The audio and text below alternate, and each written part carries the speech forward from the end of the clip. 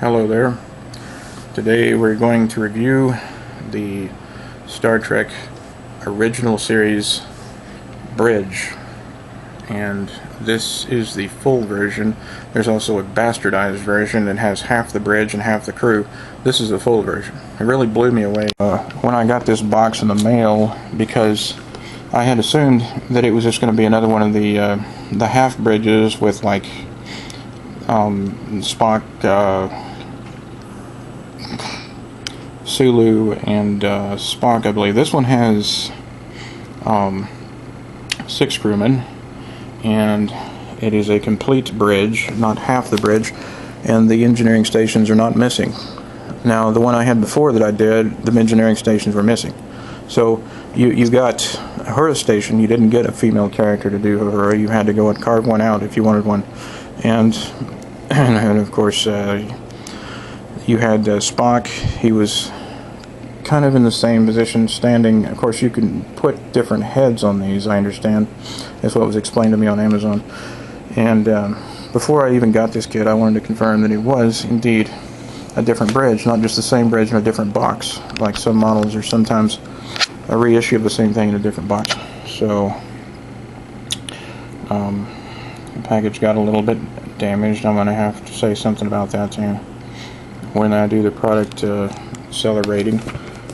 But it came quick. It came, 2 days after I ordered it. It's not bad. So you can make any of these characters, and you have head options where you can sort of change them around. I think there are 6 bodies, and there are, 2 heads for each of them, I think. And of course you can make, I think Scotty and Uhura can be changed over to Yeoman Rand and, some black guy or something, I don't know, but the doctor assistant or whatever. And then of course McCoy is unusual. I mean, I didn't think I'd ever get him in any kit. Check out from Sulu. You want the drivers of the ship, of course. Ship's output for Captain Kirk's direction goes to these 2 guys right here. The ship's not going to go nowhere without them, no matter what he says. So let's look at the box and then we'll open the sucker. Okay, you got these find all. These are the exterior models that are in obviously a very much smaller scale, because you couldn't fit an exterior model of this scale. It would take up your whole damn house probably. And then you've got your exclamation for everything, and then side view of the box. This one is shrink wrapped. May or may not be the original factory wrap. Frankly, I don't care, as long as the kit's in good shape. And then you got some scenes from the show, the series, live action, not plastic model looking things. So now that guy there, if you wanted to make some kind of interesting twist, he was in, if you remember, I think he played an admiral. He tried to usurp Captain Kirk's authority and wasn't really able to do it. And you got your features. All wall section needed to build the entire bridge. 6 all new figures, choose from 10 characters. So you have head options for 4 characters, I think, or something like that. All new decals, scope parts for Mr. Spock's science station and Mr. Sulu's navigation station, which was also missing from the other kit that I did. And I had to jury rig a few things for that, including a top dome, which this doesn't come with, but I'm not going to do that again because that turned out to be a disaster. What you do is you cut out some triangle shapes in cardboard and paint them silver on the inside, and then you kind of line them up and then meet at the top, and they think that kind of a dome over the bridge top. But it didn't work out. I'm not going to do that again. I'm going to leave it open face. Anyway, this is an enclosed bridge, so if you leave it open face, despite this picture on the front, I was looking at the back of the box first. Despite this picture on the front, it's a complete bridge. It's not open on the side without the engineering stations. All new figures. That's considerably more than the ones I had. This kit really blows me away because I mean, I heard people talk about it, and I said, well, okay, I'll go ahead and spring for it. You know, they may be lying, they may be telling the truth. Well, obviously they told the truth, because you do indeed get the complete bridge, despite these bastardized pictures over here of no, this one's the other one I did, where you just get the bastardized version, and it's opened on one side without the engineering stations. So I would definitely do Mr. Scott, I would definitely do Sulu, and probably just basically the original crew. Spock, of course, Captain Kirk, that's a given. And, you know, what's a ship without Captain Kirk? What's Star Trek even? And let's see. Okay, we've looked at that, so let's go ahead and bust this thing open. Normally I don't use my hobby knives to open plastic wrap, but I don't have another knife handy right now. And I have never gotten around to getting a box knife. For a while I was using a switchblade, but it got stuck in the open position, so I'm finally going to find a way to repair the damn thing. So I'll bleep the camera out and come back when I've opened the box. Okay, so we have our parts here. They look basically the same as the other bridge, except there's probably going to be more of them. I sincerely hope the box is representing it correctly. That, of course, is the, I believe, where the view screen would sit. And then the other floor panels. And they're molded in white. Now, on my original I used Aleena's tacky glue, believe it or not, because testers sucks. I hate testers glue. Especially when you paint parts. Sometimes it will fail to bond, or it will get all messy even if you put very little on. Aleena's tacky glue doesn't stink, and you can't go wrong with it, even though, I mean, it's funny how a girly glue works better than Tester's big fancy heavy duty fucking whatever that just stinks and doesn't do its job. Okay, there's Captain Kirk's chair, sits in that stump right there. There's some wall panels, because you're going to get all the walls.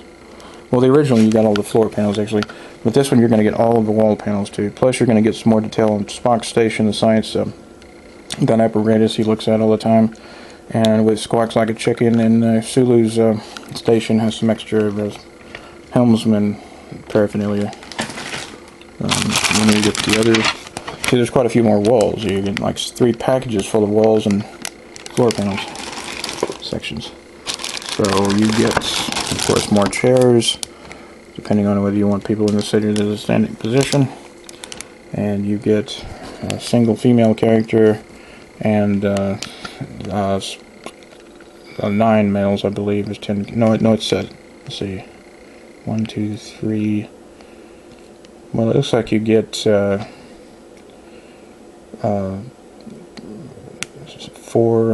No, that's front and back. You get 6 characters, so you get 5 males and 1 female. And you can see the heads. Now that is obviously the horror order here up. So this is either Dr. Nurse Chapel, or there's another woman on the bridge that got weight on there quite a bit. It ended up becoming a director in real life, the actress that played her. And it looks a little bit like her too, I guess. And that's a Hora. That's a Hora. I'm pretty sure that's a Hora. Yeah. She wears her hair like that. And, I'm not sure who that is. His face is too long to be Captain Kirk's. Anyway. So, and there's Sulu's station. No, excuse me. That's the, navigation station for both Sulu and Chekhov. And chair bases, and you get some male bodies to put your heads on. And then these are on the bridge, there's railing, and these are the things that go up the post for the railing, or whatever you call them. And then the railings themselves, you paint that emergency, you paint it Chevy engine red. It's a perfect color to paint those. It actually comes out to be pretty much like it is in the show, even though they obviously were painting something other than, you know, what Chevrolet engines are painted. But it works. And then you get your catalogs, which when I was a kid I would thumb through those, knowing I'd probably never get anything in them because I never had enough money or whatever. And then you get the doll construction for the figurines, and they don't label the heads, so you would have to guess. Captain Kirk has more of a triangular face, so you'd have to find one like that if you want him. And there's Uhura, Spock, McCoy. So Mr. Scott is the one that has more of the rectangular looking profile. This is Yeoman Mares. That name sounds familiar. Was she in the one with the where that shuttlecraft crashed? And that may be her. I can't remember. Can't remember. I haven't watched the show in probably over, a year or two. So I may get back to watching it again. I used to know a lot of these characters' names. And then there's the directions on how to put the floor panels and the steps that go up to the upper panels from the lower end. And it doesn't come with the the floorboard over here, the lower floorboard, the split level basically. So you would probably want to get a piece of smoothed out cardboard or something you could paint. It would adhere a dark gray paint to, not something that was smoothed out like in a white coating or something, but or if you could find a gray piece of cardboard that was smoothed out, not corrugated because it looks sloppy, but smoothed out, that might look pretty good.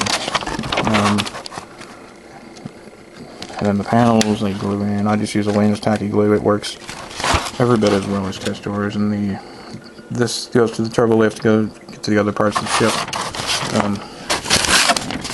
Here is a heads down diagram of everything.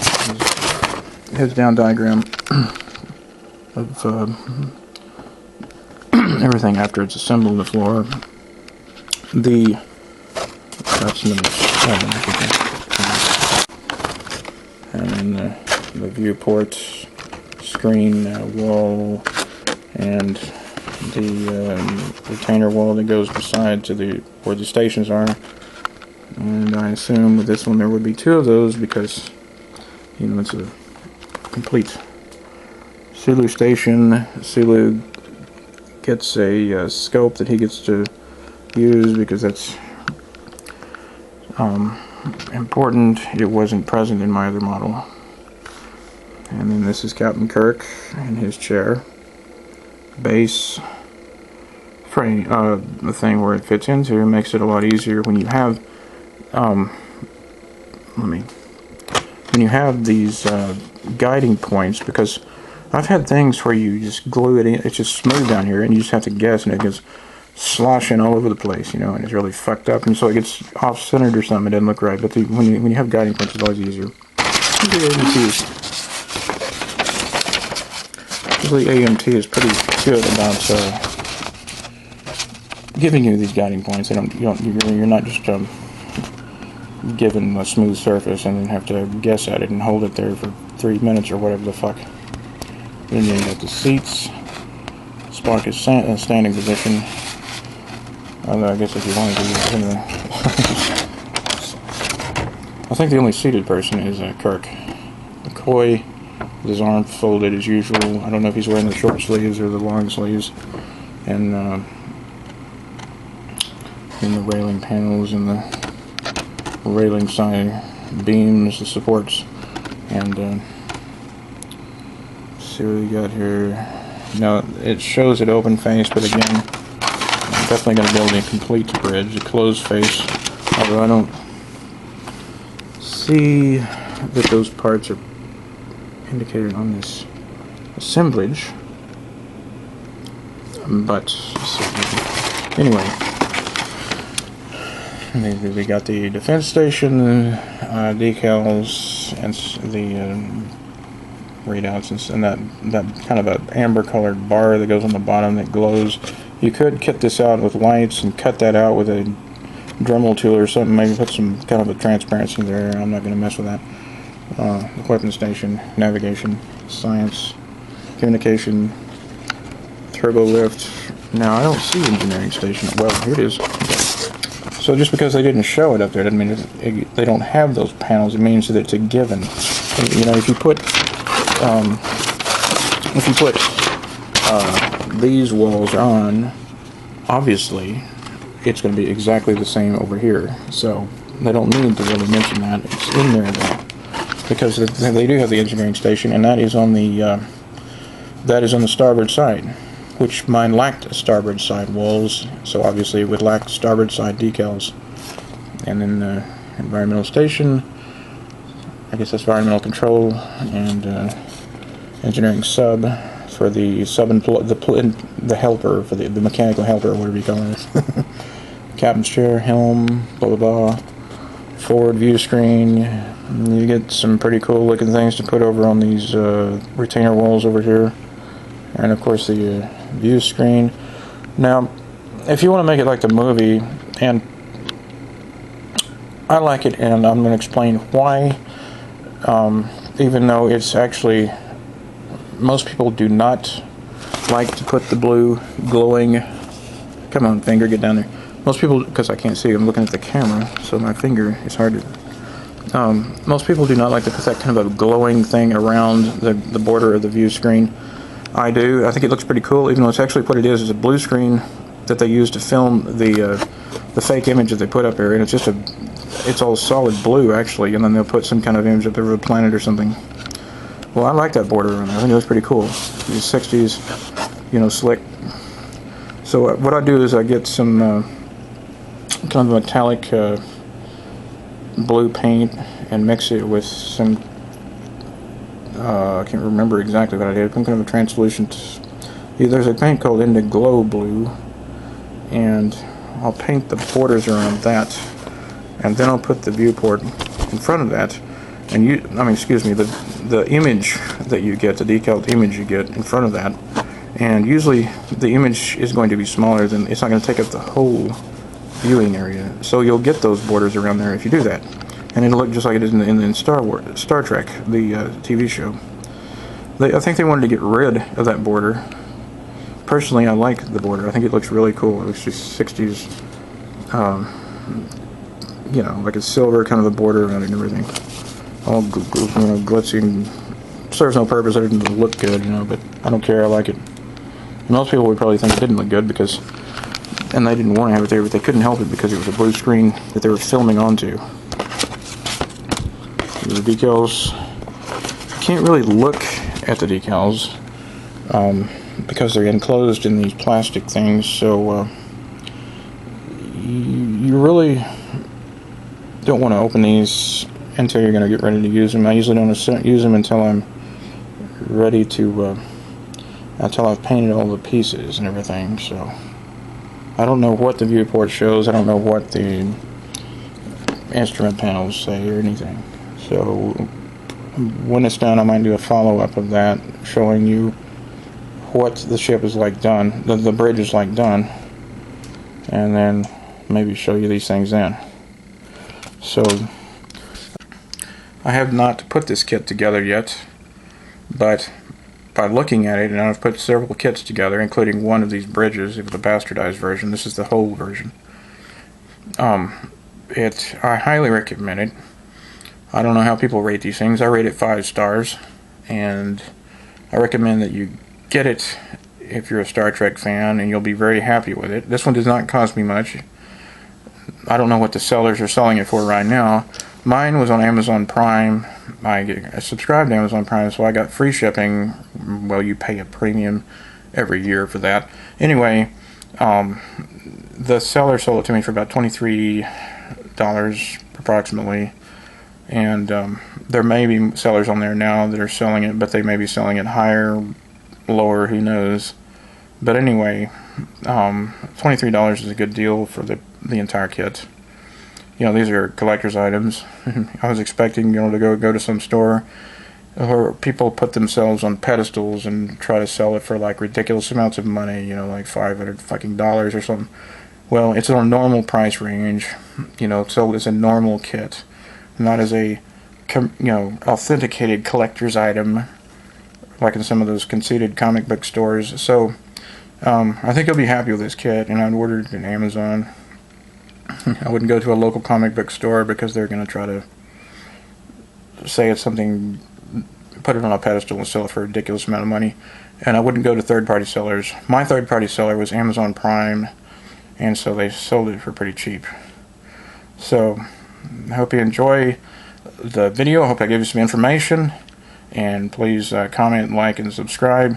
Thank you very much. This is Fushi Duck.